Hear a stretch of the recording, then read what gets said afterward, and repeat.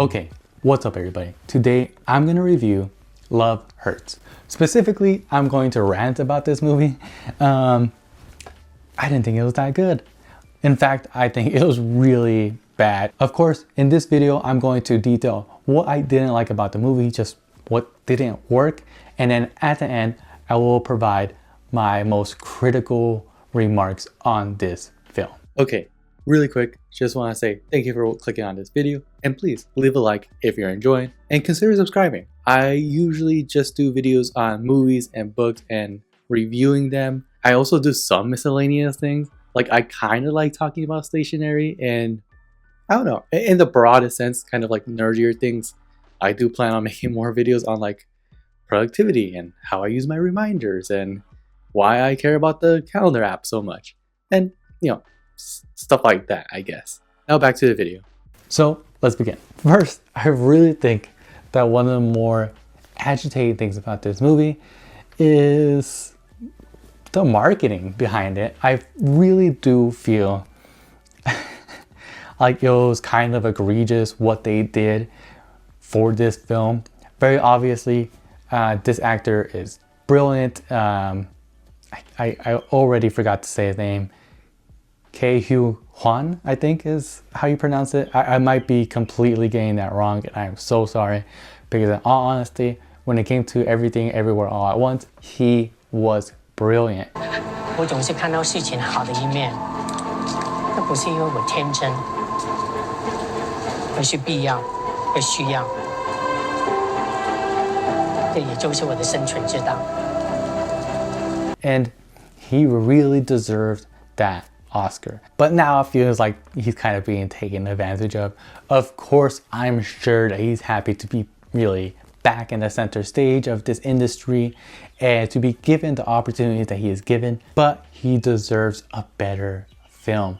This film might have had a good amount of action, I guess. I don't know, the action was decent. You know what I mean? There was nothing crazy. It wasn't anything very innovative or exciting to watch at all moments, but it was decent. You know, I was at the very least entertained by what was going on, but the overall story just wasn't good. I feel like there was a lot of elements that just weren't done well.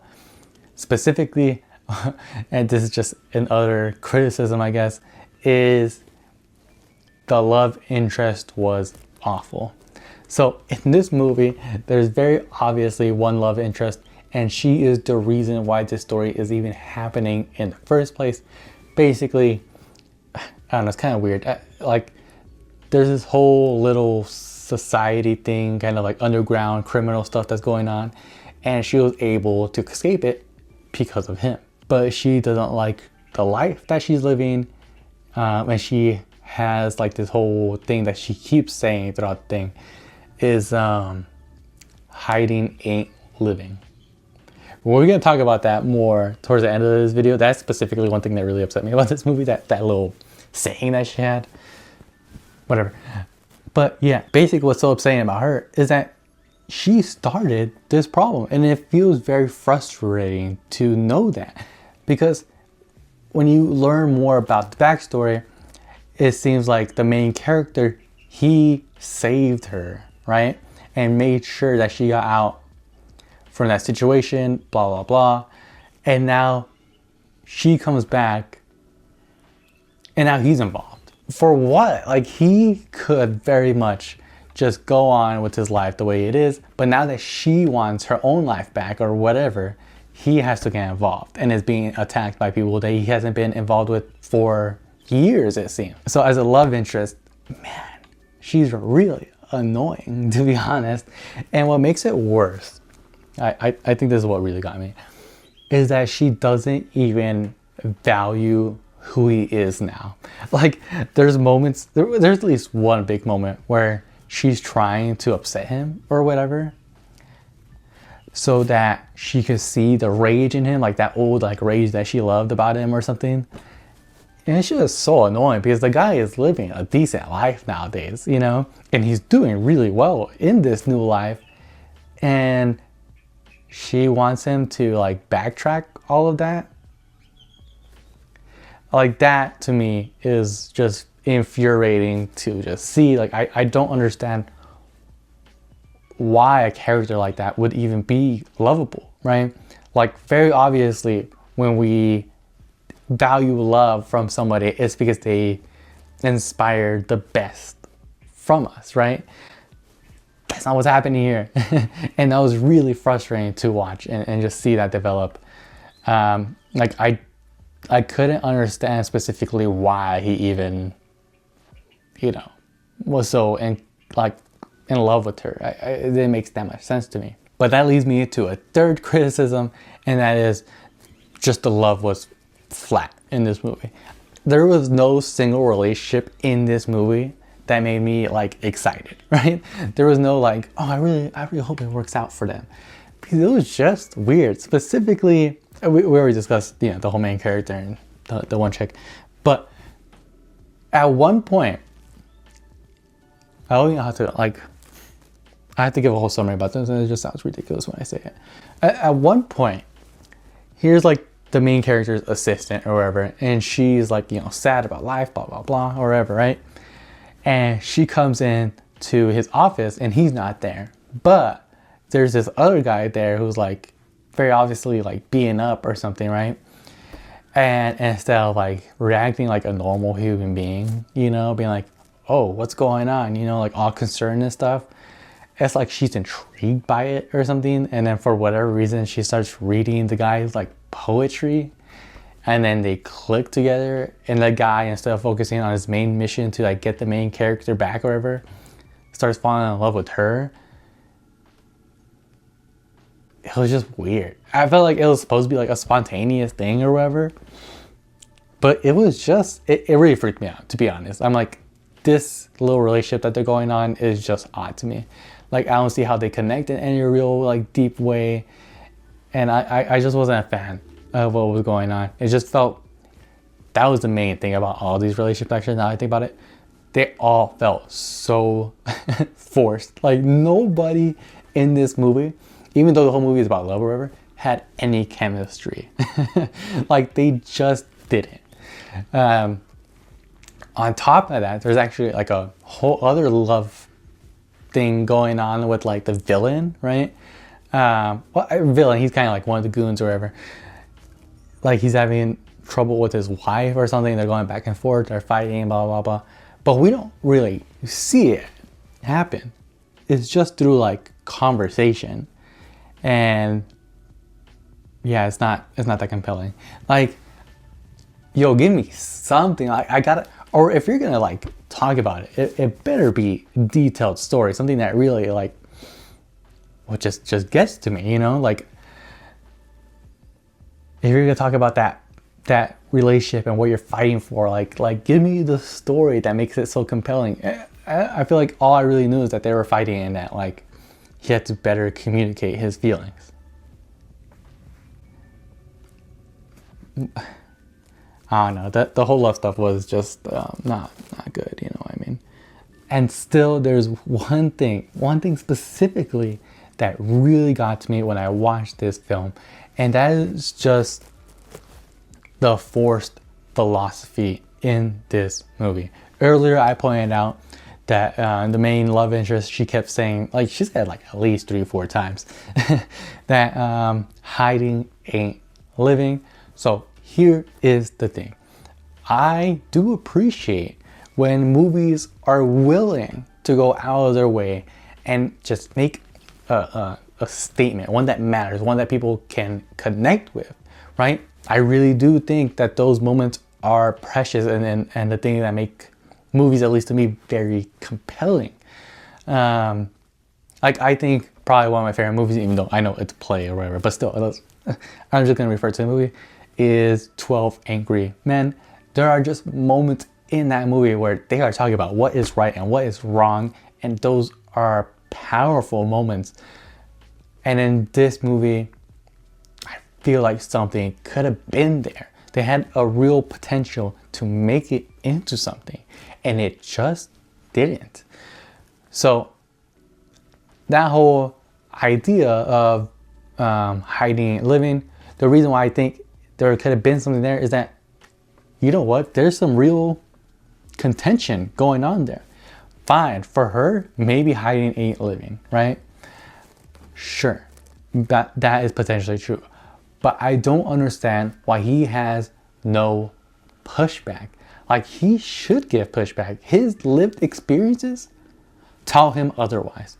That yes, maybe it's not the best thing in the world, but you can make it work. I mean, this guy left that whole organization. He went out of his way, made sure to, like, you know, get out of that and started a new life and did very well.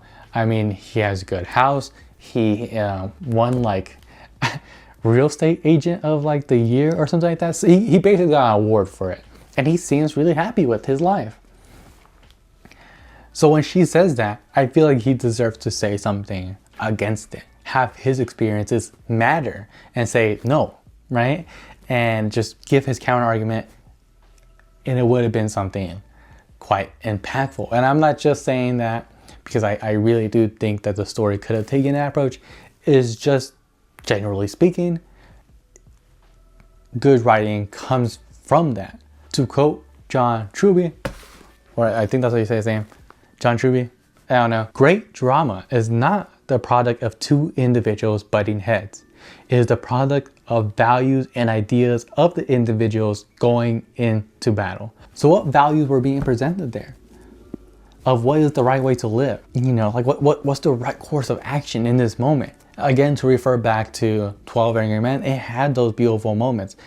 Let's say, I think I remember specifically they're going back and forth. I mean, that's what the whole movie is, a bunch of like back and forth. But there's a moment in the movie where they're like, that the evidence can't be that accurate, blah, blah, blah.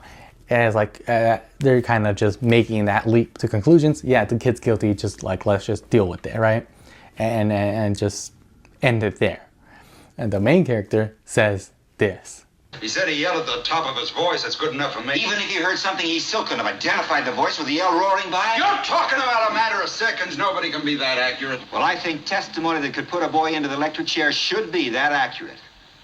And something about that is so beautiful because something is at stake here, something that people really believe in, and what is right and what is wrong. And really, that just happens through a lot of these great moments in film. I feel like I could just go on and on about those little like touching moments of like, are we doing the right thing? And instead of like even slightly giving that to us, the film just decided not to. I'm gonna name, I'll give two more examples. Let's talk about Schindler's List. In that movie, I mean, they are, no matter what I say, it's an understatement. They are in a very difficult situation and a very grueling one. And Schindler has a lot of power.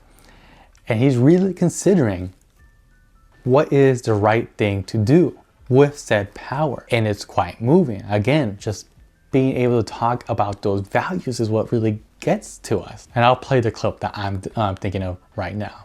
Power is when we have every justification to kill, and we don't. You think that's power? Or let's even consider another one, and I love this movie. I have a poster on my wall just because I really do think about this movie so much. Good Will Hunting. It's not these two guys just talking about, you know, Will and like whatever he should actually be doing with his life, whatever.